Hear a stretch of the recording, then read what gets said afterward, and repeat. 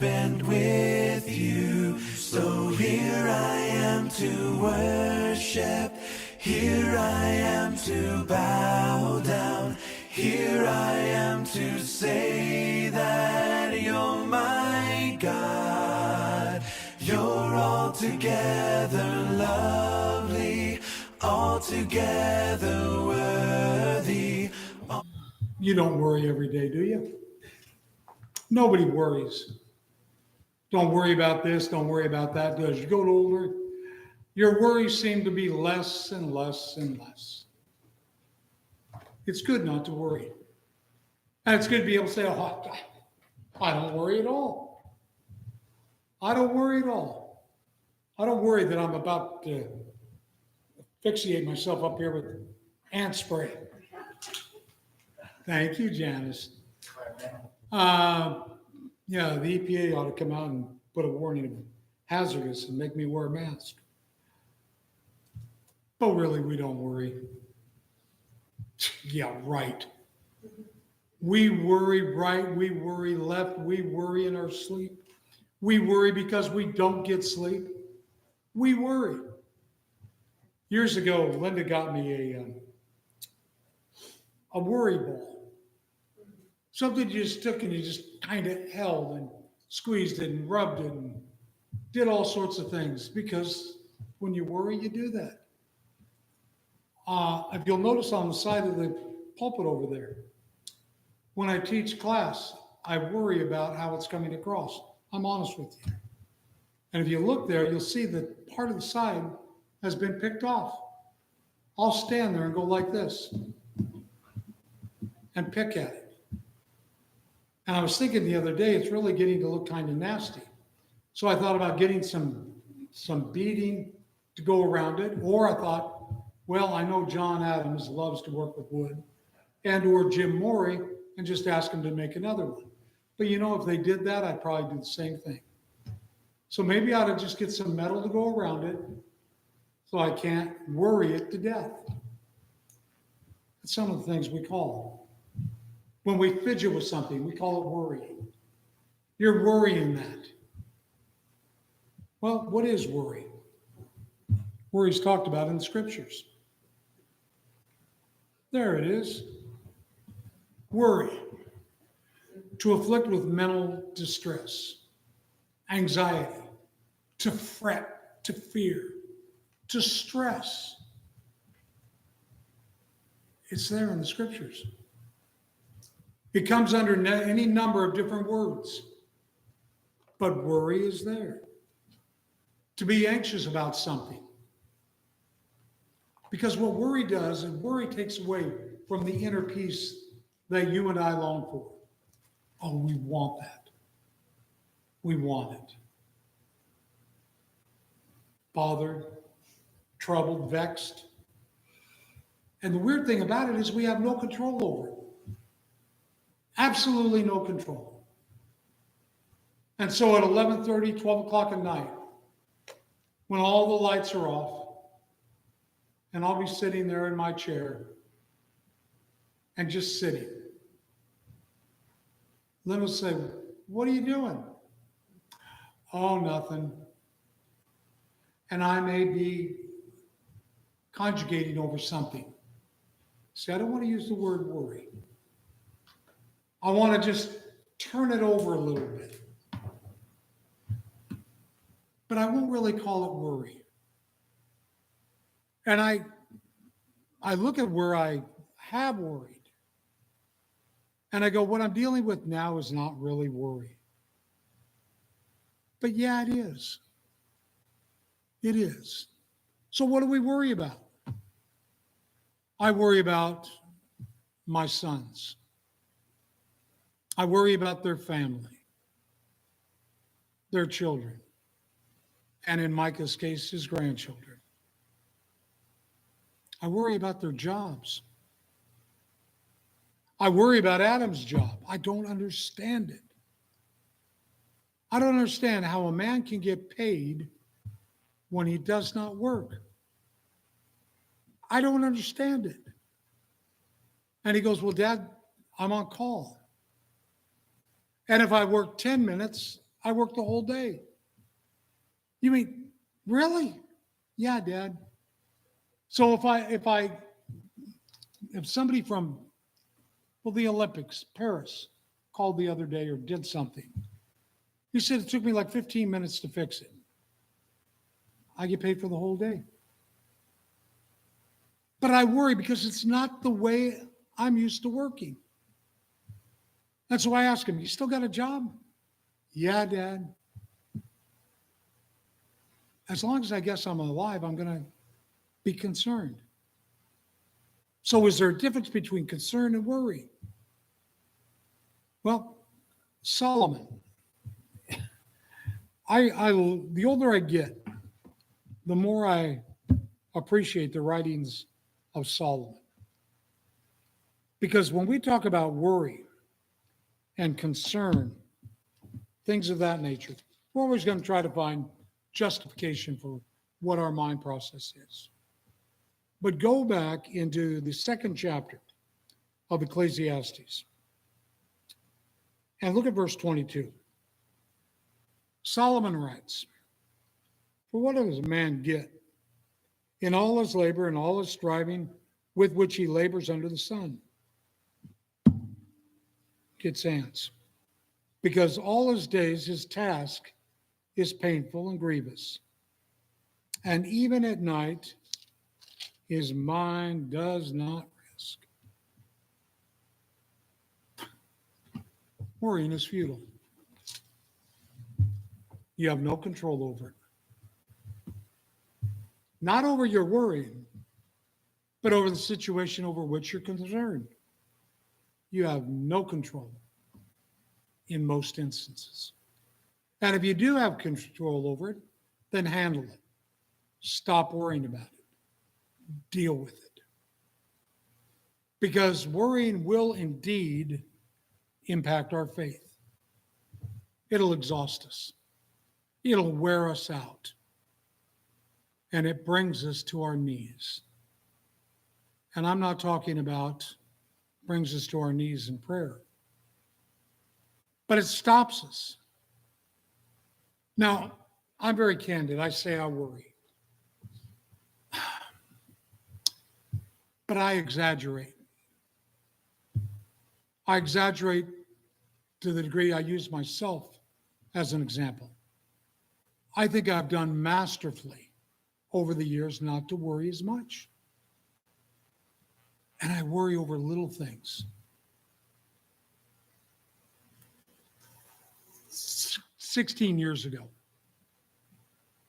I called Joy 10 o'clock at night. And I asked her, I said, Joy, did I turn off the water at the church building? I think that's what I asked. And she goes, I don't know, but I will go check for you. I felt terrible that here was this old lady. She was in her 60s at the time, getting her husband, who was in his 70s, to get dressed, to drive down here to the church building and check it out. At that moment, I said, enough. And I started to get a handle on some of the worry over little things. Now, I turned the water off.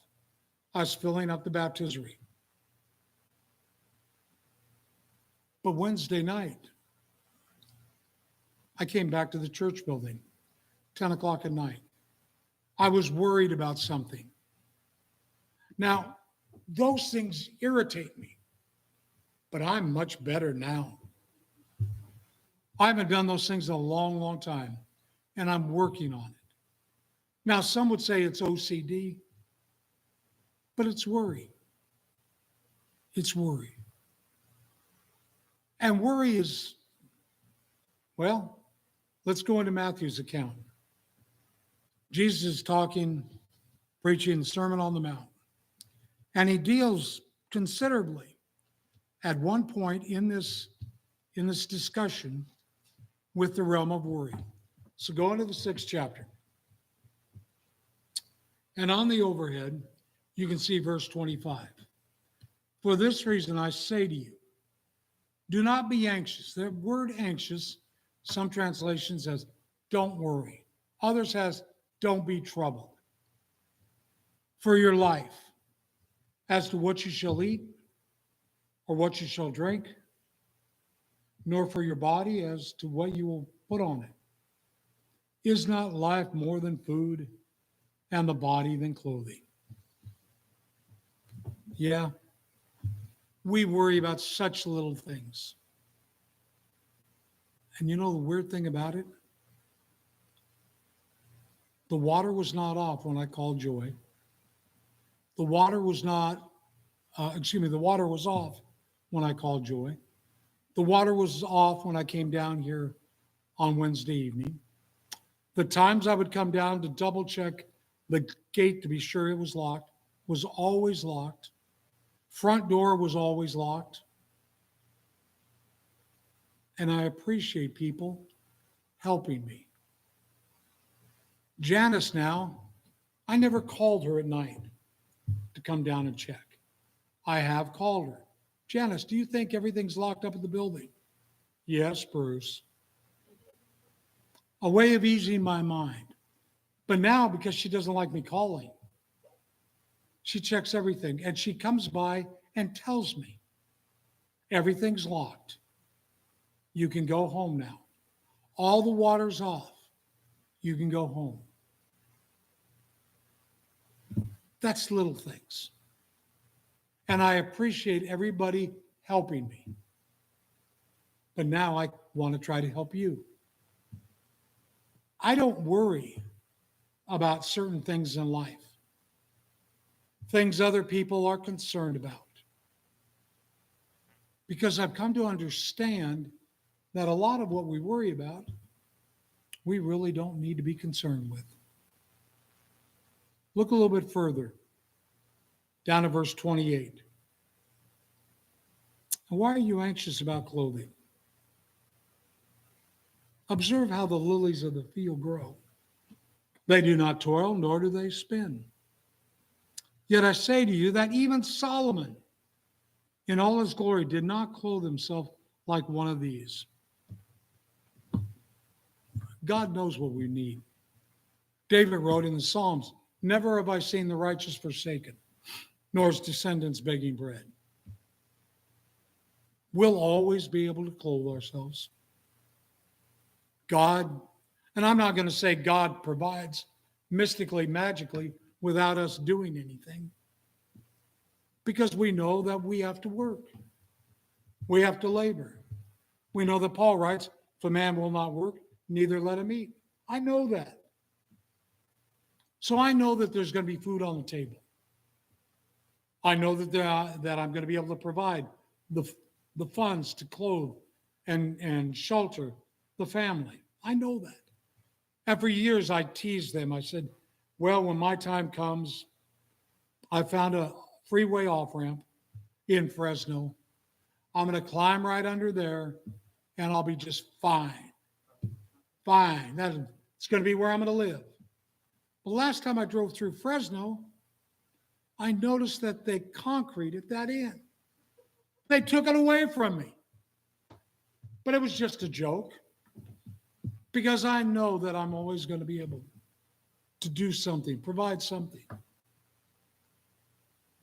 But a lot of people get themselves worried about it, about different things that they really ought not to worry about. Get up and take care of your situation. Get up and do something productive for yourself because worry is unnecessary. If you want an answer to what Jesus just talked about, open your curtains. Look at your backyard. Here in Southern California, wherever you look, you're going to see beautiful flowers. Easy for me to say flowers. Outside Linda's window in her art room is an orange tree and a grapefruit tree. Before long, it's going to start producing fruit. You'll begin to see oranges popping on it. But right now, you look outside our window in our family room, beautiful red roses, hibiscus that are popping out, canna lilies, beautiful, magnificent. And it is all because of God's handiwork. And we need to be mindful of it. So that's what Jesus is getting at here. And you go, well, how much do they really need to worry back then? They did. There's nothing new under the sun. Their worries then are our worries today. Mankind has not changed. Look at verse 30, because Jesus then goes on to say, but if God so arrays the grass of the field, which is alive today and tomorrow is thrown into the furnace, will he not much more do so for you, O men of little faith? See what he did there? He said, if you've got a lot of worries of a substantial nature, where's your faith? Now, I'm not talking about the picayune things I talked about earlier. I can get a handle on those. But when I start dealing with the substantive things, and I allow them to stop and stymie any progression I have, my faith is going to be exhausted. My faith is going to be drained. And yes, it calls into question my faith, my trust, my confidence into God. That's what Jesus is telling me. It's what he's trying to get me to understand. Not only me, but to all. To understand the component nature thereof. Now, many of us here are products of the 60s. And so the next slide I show you, you can relate to. What, me worry? Yeah. The scriptures are replete. They tell us what we do is we've got concerns, we take it to our Father. Now we know 1 Peter 5, 6, and 7. We know that very, very well. Cast your anxieties on God because he cares for you. But I want you to go back to Psalms 55 and verse 22. It's a psalm of David. And David writes, cast your burden upon the Lord, and he will sustain you. He will never allow the righteous to be shaken. Think of what David went through in his life. Think of all the times he was concerned. When he was in the cave, when he was on the run, when he was feigning insanity, foaming at the mouth, drooling into his beard. David was worried that they were going to get his life. They were going to kill him. But David said, here, I've got to trust in God. When there was an insurrection in his family, David leaned on God, trusted in God. And our remedy for worry is that. So on a physical note, and we can use this as an analogy, I was worried about little slight things. I called Joy, Janice, Linda. Did I? Yeah, you did. Put your mind at ease. I go to God in prayer over major things. I leave it there with him. And because I trust God, because I have faith in God, I know that ultimately it will work out. I will be sustained. I will be delivered. And even if I'm not, that's okay. That's what Paul said. While he was in prison for the second time, I, I know whom I have believed. And if they deliver me to the lions, okay. I know, I know there is laid up for me the crown of righteousness. By that statement of I know seems to indicate he had eliminated the realm of worry. I trust. You're there in Psalms, go over a few more, over into the 34th Psalm. And in Psalms 34, drop down to verse 17. The righteous cry, and the Lord hears, delivers them out of all their troubles. To me, that's comforting. He hears. He delivers us. In a week or two, I don't know exactly where it is in sequence. I wrote an article about things I saw at Barnes and Noble. And one of the things I saw was a little girl whose parents had wandered off. The little girl was freaking out. She cried out. One of the parents came, got her, and took her down one of the aisles. But she quit crying after the parent came. But the child was worried, alone. And I'm sitting there drinking my decaf, and my heart is breaking because I want to go help her. I do, I want to help her. But I think better of it. Her parents helped her. Our parent helps us if we'll just cry out. That deliverance is there.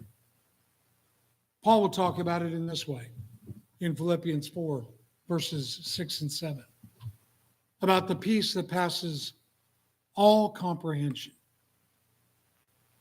Wow. All comprehension? That I can go from a state of anxiety and worrying about something and just being fidgety about it all to a state of enjoying peace that passes all comprehension. Yes.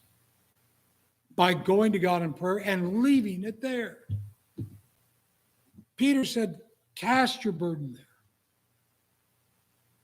Put it with God. He cares for you. He'll sustain you. We sometimes forget the power of prayer. And we try to go through with it on our own. You can't. You can't.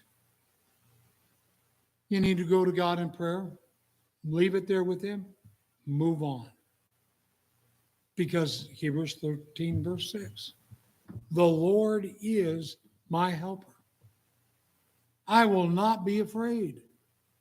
What shall man do to me? There's nothing he can do. I've told you the story before about how I used to be terrified taking out the trash at a office building my father had gotten as a contract to clean. And so us 7 kids would be dropped off there and we'd have to clean the building. And my job was to take out the trash. Go out the back door, there were the trash bins. Trash bins were right next door to a funeral home. And my brothers put fear in me. And so I worried all the time. And then when the garage doors were open and the hearses were seen, ooh. But one day, I had the courage to talk to one of the morticians. And he talked to me. And he showed me there's nothing to be afraid of, nothing to fear. And so when my brothers would try to do that to me, I went out like a strong man. That's the way I want to approach life. And I can if I take it and leave it all with God, because he cares. And no matter what man may throw up, it's going to be okay. And I know a lot of people in this year are worried. They're scared to death over who's going to get elected to this office or that office. It's going to be all right. One way or another, we're going to be all right. We may not like it, but it's going to be all right. So do what you can, how you can, and turn it over to God. Pray about it and leave it with God. Look at what Paul writes, 2 Timothy. And in that first chapter, and again, keep in context where he is. 2 Timothy,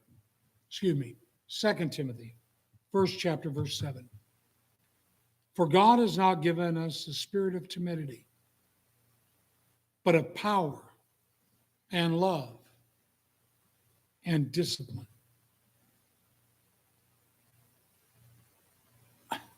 Worry takes away our strength, takes away everything that we long for, that we hope for. John 14, verse 1, let not your heart be troubled. Then drop down into verse 7, I believe it is. And Jesus, once again, is talking about trusting and let not your heart be troubled. Let me just turn over there real quick. 14. Oh boy, I'm going to have to read fast.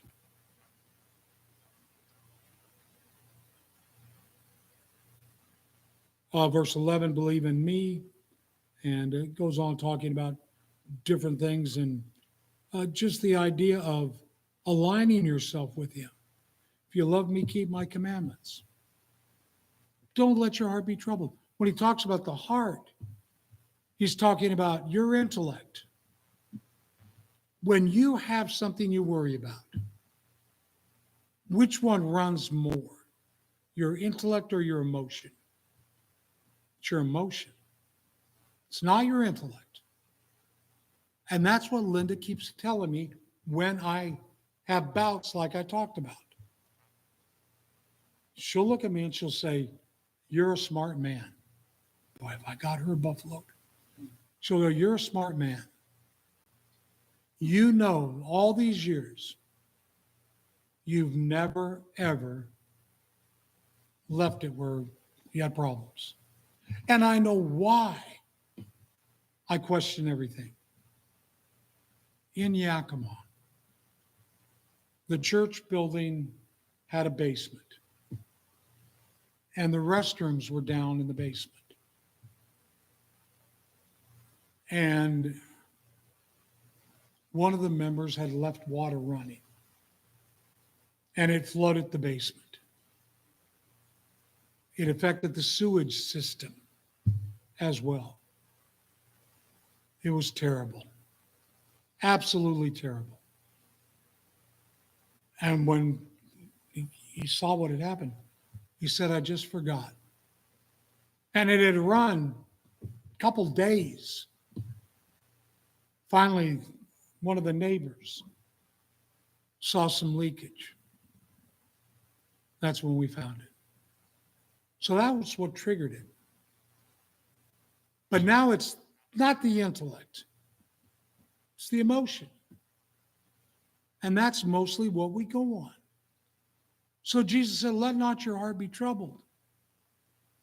And then when you look at the scriptures, you find that they lay out for you precisely how to overcome worry. We've already talked about it. Focus on spiritual matters. Focus on them.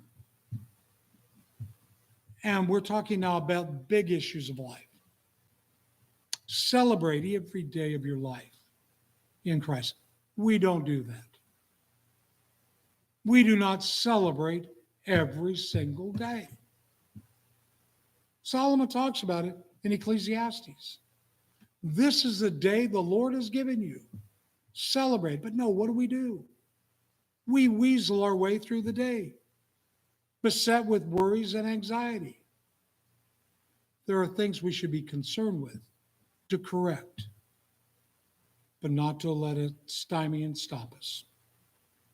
Develop full trust in God. Have an active prayer life. As I said earlier, we downplay the power of prayer. Accept that there are things over which you have no control. I cannot control you. I can't. I cannot control my sons or their families. I've got to let go and let them make their own choices. Pray for them, yes. They're going to make their own choices. And yes, it breaks my heart with regards to our middle son, what his family's going through. My heart is devastated. But I can't do anything about it. I've tried. I've tried to do what I could do. And they all know it. So I pray about it and leave it with God. I'm worried about Winnetka. I'm concerned. If we're going to grow, we need young people. We need young people bad. But does that mean we exclude old people? Yeah. No. I know this is an election year. That's going to be played somewhere. No, we need everybody. We need them all. But I am concerned about it. So I pray to God about it, and I try to do what I can. What you also have to do is take time to reset your mind. Find quiet time. Time to be alone. We sang the song Wednesday night. My God and I go in the field together. We walk and talk as good friends should and do. We clasp our hands. Our voices ring with laughter. My God and I walk through the meadows hue. So now look at the words of that song. I have a personal relationship with God. My God and I go in the field, separate away from everybody. We walk, we talk as good friends should and do. We join hands, metaphorically. Our voices ring with laughter. Life.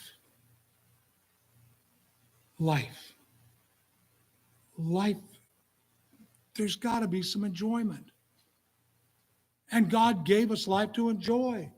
And yes, to prepare for that which is to come. But that's what that song celebrates. That we have a relationship with God. And we need to reset our mind and think what we can do to alleviate that aspect of worry. Yeah, don't be anxious for what tomorrow will bring. Tomorrow is going to care for itself. And each day has enough trouble of its own. I was looking for this verse in John 14:27. Peace I leave with you.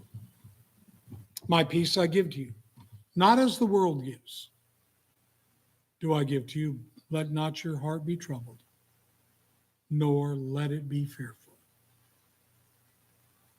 We can't let it be fearful. We've got God on our side. You can see on the overhead a tickler to Isaiah 40. and verse 31. So let's just jump back there to Isaiah 40 and look at what's found back here. And notice the words the prophet is writing. 40 and verse 31. Yet those who wait for the Lord. The word wait there is more akin to hope in the Lord. Will gain new strength. They will mount up with wings like eagles. They will run and not get tired. They will walk and not become weary. Oh, to be like that. Place your trust fully in God. Life's going to get better because you're not going to be so caught up and pent up with worry. I'm not a fan of the IRS. Every April 16th, the day after my tax man sends in and submits my tax return, I wait on pins and needles for them to challenge something. I worry about it. Doesn't do me any good. I can't stop one thing. And for years, they've come after me, time after time after time. Cost me money every time. Not so much for the IRS, but for my tax man. And when I say, Gene, I got a letter, I know what he's saying. Good, good, good. $2,500 for me. No, Gene, it's not that bad. $2,400, no. But I'm concerned about it. But after going through it so many times, I just now have learned to let it go. And there's a lot of things that in life we need to let go. Learn to place your trust in God. He's going to sustain you. He will carry you through. Now, I realize that on Sunday afternoons, I'm a little bit more candid than I am Sunday mornings. I trust not too much so. I do use myself as an example. We all have feet of clay. We all do. And I tried not to be as conversational today because I stood up rather than sat down. I thought maybe if I stood up, I wouldn't be as prone to use myself as an example. It didn't work. So why should I worry about it? Right? Don't worry. Bobby McFerrin, a friend of mine, I did his funeral. He passed away. The song that he asked played at the end of the funeral, here's a little song I wrote. You should know it note by note. Don't worry. Be happy. And that was the way Ray Coons wanted his funeral to end. And we honored that. So I'll leave that with you. God doesn't want us to worry. He wants us to be happy. The lesson is yours this afternoon. But as every time we gather together, if anyone needs prayers or any way we can be of spiritual assistance, helping you to obey the gospel of Christ, praying for you, whatever we can do, we invite you to come while we stand and sing one number.